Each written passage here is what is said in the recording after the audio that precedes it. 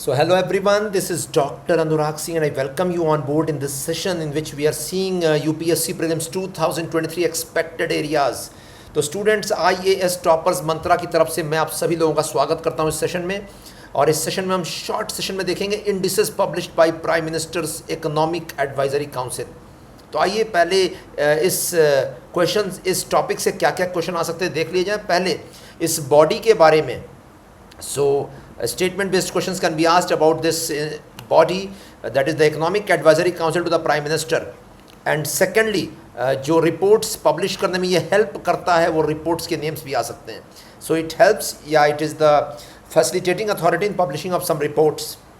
So let's see the details about this economic advisory council. So economic advisory council to the prime minister is a non-constitutional, non-statutory independent body constituted to give advice on economic and related issues to the government of India. It's non-constitutional, non-statutory, याद रखिएगा इस चीज़ को, independent body है और ये suo motu भी कोई चीज़ देख सकता है, कोई टॉपिक पर डिस्कशन कर सकता है या रेफरेंस देंगे प्राइम मिनिस्टर साहब या कोई और भी तो ये उस पर डिस्कशन करेगा, but specifically it advises the prime minister. ये देखिए and the reports which are being published which have been facilitated by this body is social progress index. इस बार ये पहली बार रिपोर्ट पब्लिश किया गया December 2022, this report came up.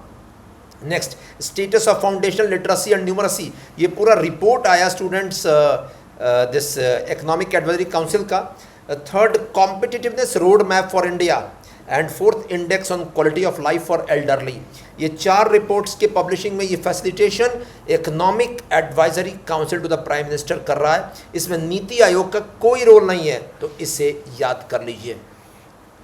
Conversely NITI Aayog के अगर indices देखिएगा तो ये इंडिसेस में स्कूल से रिलेटेड इंडिसेस कौन कौन से, स्कूल एजुकेशन क्वालिटी इंडेक्स ये देख सकते हैं आप, this is prepared by NITI Aayog. ये देखिए नीति आयोग, ये सारे रिपोर्ट्स हैं स्टूडेंट्स। मैं स्कूल पे फोकस कर रहा हूँ, आप समझ सकते हैं क्यों। ये स्कूल का इंडेक्स है और यहाँ पर status of foundational literacy and numeracy publish कर रहा है इकोनॉमिक एडवाइजरी काउंसिल, जबकि प्रथम foundation publishes the annual status of education report. तो प्रथम फाउंडेशन अलग से मैं यहाँ लिख रहा हूँ, एक NGO है, annual status of education report publish करता है। तो बस इतना याद कर लीजिएगा, this is a important topic for this year prelims. That's it in this session.